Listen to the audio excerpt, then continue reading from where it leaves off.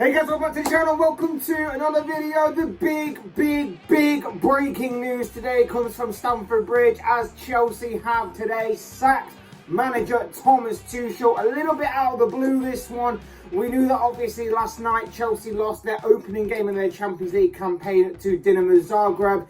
Was that going to be enough to seemingly secure Thomas Tuchel's fate? I didn't think so at the time. I don't think it actually was when you consider what David Ornstein's had to say about this matter. But as we know and as we woke up to today, the news is that with only 6 league games gone and 1 Champions League game gone into the new season, we have our second Premier League managerial casualty of the season on our hands, and it has come from Chelsea and their now former manager, Thomas Tuchel. As a Liverpool fan, kind of got to laugh a little bit at the Chelsea fans that were honestly saying that Tuchel's better than Klopp, Tuchel's this, Tuchel's that, Tuchel is Klopp's successor, Klopp is a B-Tech Tuchel, that kind of thing. Well, Klopp and Liverpool fans have got the last laugh over that one a little bit, and that's not to kind of disrespect Tuchel. I believe that he is genuinely a good manager. I just think that overall it's kind of not worked out towards the end of his Chelsea career, and we'll go through that as we'll go through a lot in this video in terms of what may have caused his downfall and what Chelsea may have been looking for. Did Chelsea have hidden intentions since obviously the new ownership and everything came in, and also looking at potential candidates for his successor. But before we get into all of that, I would like to remind you all to please like the video and also subscribe if you're new. Both of them is always incredibly greatly appreciated. But for now, let's get into the video. Let's talk about Thomas Tuchel, who today, like I say, has been sacked by Chelsea as their manager. The news was broken by David Ornstein this morning. He took to Twitter to break the news, and I think it shocked a lot of people. I don't think anyone or a lot of people were honestly expecting Chelsea to sack him. I think under the Roman Abramovich era, maybe, but I think the jury's still out on the Todd Bowley era and how obviously he is going to be running Chelsea for the foreseeable future. But it's safe to say that if he's going to be as trigger happy as this, we may have another Roman Abramovich on our hands in the form of the American Todd Bowley. As I say, this one came a little bit out of the blue. We know that Chelsea haven't started the season off in the best possible way. They've had a couple of hiccups here and there, a draw. Tuchel leaves obviously this club lying 6th in the table. 3 wins, 1 draw and 2 losses, and 2 pretty big losses at that to the likes of Southampton, and the main one being Leeds leaves the club in 10th. But that doesn't tell the whole story. But let's go back to the beginning of this. Like I say, this news was broke by David Ornstein this morning, and he took to Twitter later to follow up on what he stated. And he basically said that Chelsea's decision to sack Thomas Tuchel, unrelated to Champions League loss last night, decision has already been made. Chelsea hope to appoint replacement quickly, possibly before next game. Nobody waiting in wings, interim staff for the next couple of days. Now, I have to question, what point was the decision already made? Because the last game obviously Chelsea played before the Champions League game last night was against West Ham. Chelsea won that game against West Ham. The game before was against Southampton, where obviously Chelsea lost. The transfer window between those 2 games had shut. I just want to know when the decision was allegedly made to sack him, and why the timing of that comes straight after a loss in the Champions League in their opening group stage game. Something doesn't seem right. Something seems a little off with that, and it doesn't, to me at least, make any sense as to the timing of it all, as to the wording of that statement from David Ornstein there. Do they already have a replacement? Are we going to know about it within the coming hours? They obviously want to do it quickly, as stated by Ornstein there, but Has there already been something going on behind the scenes? To me, it doesn't make any sense of the timing of it and the wording of the statement and the timing of the transfer window closing, bringing in his own players and everything along them lines. It doesn't make sense to me. And like I say, it doesn't tell the full story in my opinion. It doesn't tell the full story at all. And I know that some Chelsea fans might be happy about this news. Some Chelsea fans might be a bit frustrated and angry at this news. And then from the outside looking in, of course, rival fans probably are loving it. Like I say, I, from a Liverpool fan, love the idea of Chelsea fans telling me and telling a lot of Liverpool fans that he was better than Klopp and everything, and Klopp is still left standing whilst he is gone. It's a very intriguing story overall. A very, very intriguing story overall. But look, Tuchel's already cemented his place in Chelsea's history books by winning them the Champions League in, well, not even his first full season, it was his first half season almost, when of course he took charge of the Blues back in 2021. He instantly went on to have an immediate impact in winning them the Champions League, their second Champions League, during that same year, that same campaign. And he also went on to guide the Blues to 2 FA Cup finals during his time and a Carabao Cup final as well, becoming runners-up in all of them 3 competitions. But that's seemingly where Tuchel made a name for himself as a Chelsea manager, as a cup, as a kind of cup team. They were very good in the cups. They were very difficult to beat in the cups, and it just made them solid and give them a good baseline to kind of build upon. But of course, it just never really materialised in the league, despite the fact they had the team for it, and on paper everything seemed very good. It just never could materialise and never could get some proper consistency going to challenge the likes of Liverpool and Manchester City in the league, despite having obviously the team on paper that was seemingly ready to do so. In terms of the sacking, we know that the full story is not going to be told. We know that obviously we may not get a full and proper crystal clear answer to why he was sacked, the decision making, the thought process behind it and everything. But what we can say is, as in regards to Tuchel's downfall, is that there seems to be a few factors that obviously contributed to this. Everybody at the beginning of the season was kind of saying that, or a lot of people were saying at the beginning of the season, that something didn't seem right at Chelsea.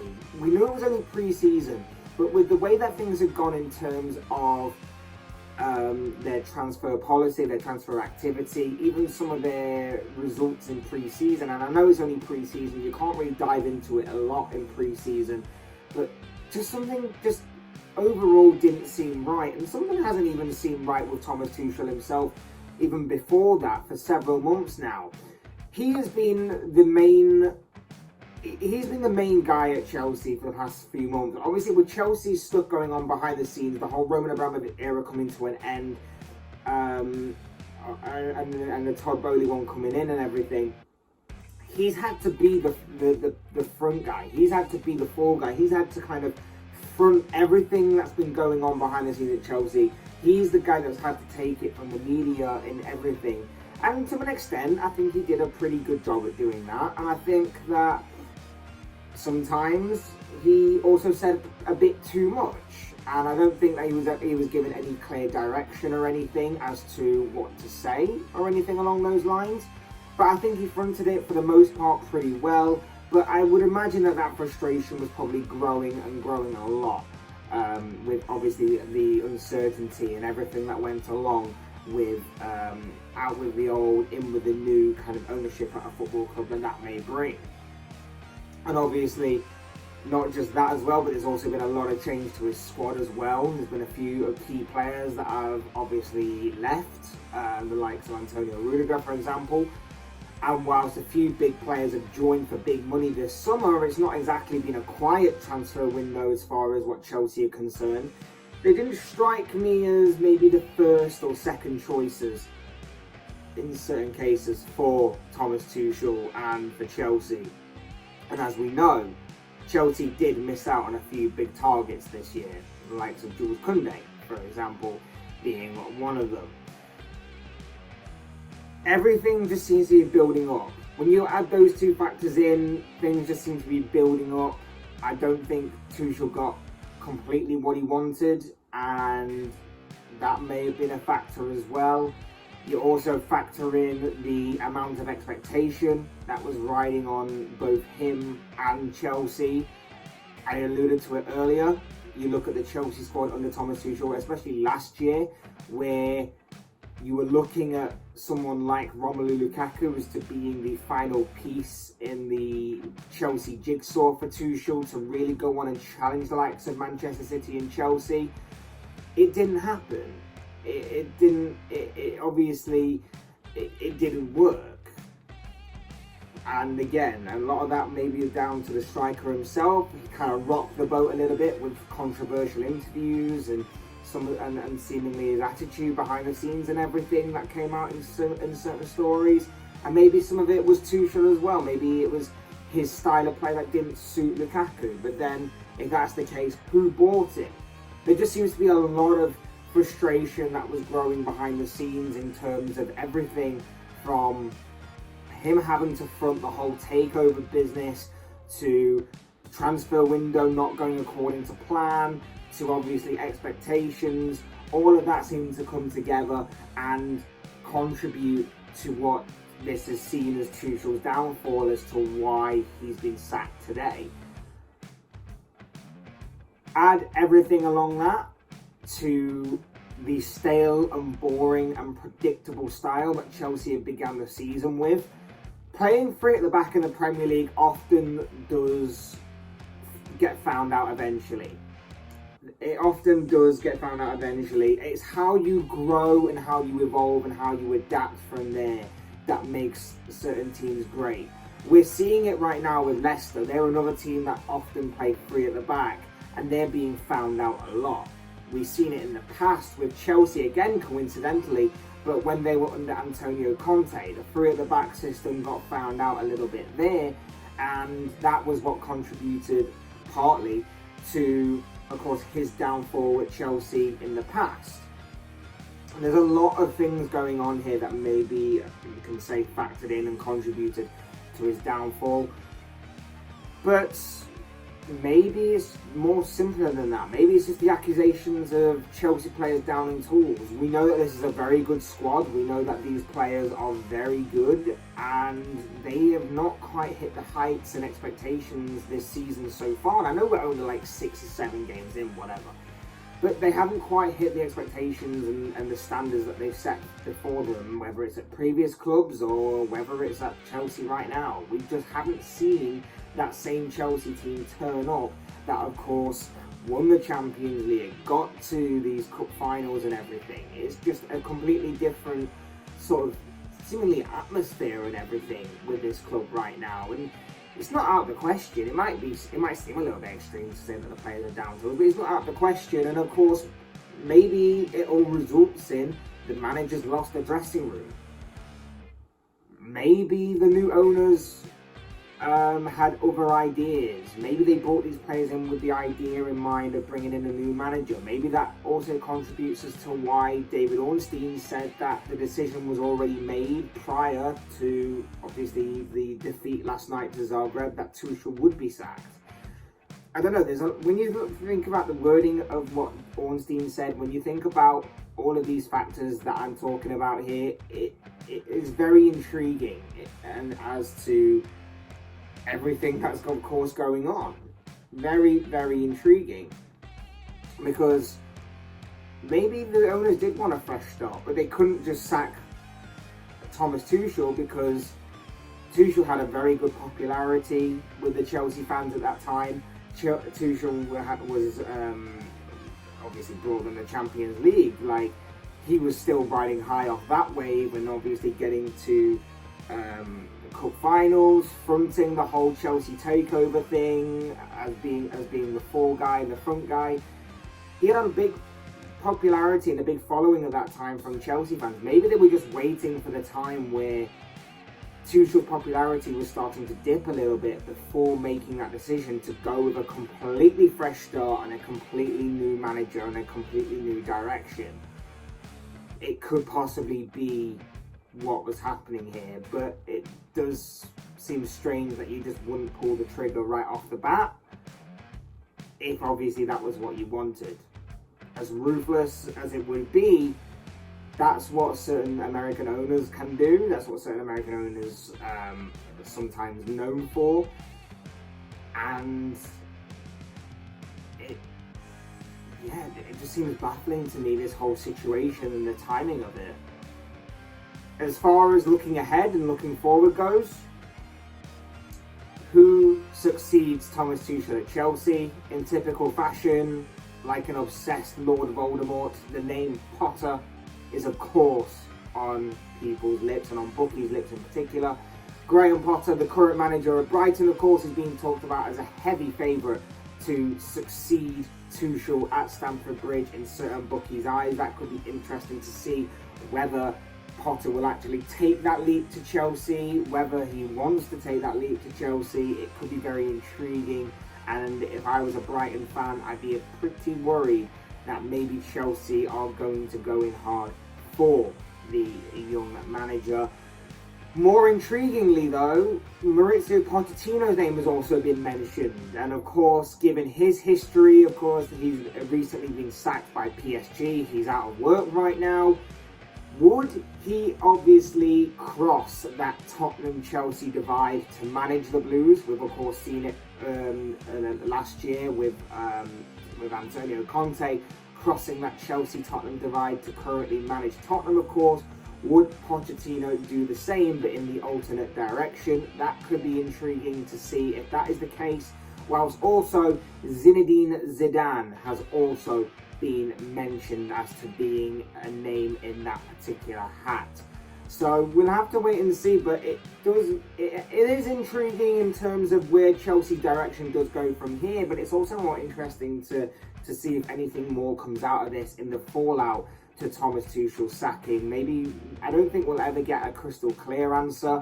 I personally think that this is a bit trigger happy from the Chelsea board. I think that this is a bit of a rash decision. I know that things haven't started very well, but it was clear that, you know, this team is still building. It needs strengthening in certain areas. I know that Chelsea have spent a lot. I know they spent money on Sterling, Fofana, Koulibaly, but at the same time, you know, I still think that he hadn't got the best out of his players. The players are still working towards cohesion and everything along those lines. And I think that given Tuchel winning the Champions League, having to front so much on and off the pitch as Chelsea manager during his time, I just think that this is a bit of a rash, quick fire decision from the Chelsea board. And if it is true that they actually did already decide his fate, and there was going to be there was going to be a sacking to be made, and they just delayed it for whatever reason, it doesn't signal that it's going to go well for future managers to come, and it's going to be very intriguing to see where Chelsea's direction does go from here. But as I always say, these are just the thoughts, comments, opinions, predictions, feelings, whatever you want to call it, of this guy. I want to know what you guys think. What do you make of the big breaking news today that Thomas Tuchel has been sacked by Chelsea as their manager? What do you guys make of this? Who do you see succeeding Tuchel at Stamford Bridge? And was this the right decision, or was this very quick and very rash from Todd Bowley and from Chelsea in terms of sacking him? I'd love to know your guys' thoughts, your comments, opinions, predictions, feelings, whatever you want to call it, down below in the comments section. Big breaking news today that I'm sure will all make for interesting reading of your comments, of course. Otherwise, hit that like button on the way out if you enjoyed the video. Subscribe if you want to see more content like this. Both things always and probably greatly appreciated. And as always, thank you all for watching and listening. I've been Fletch. This has been another Fletch Talks video. And I'll see you all again soon in another video.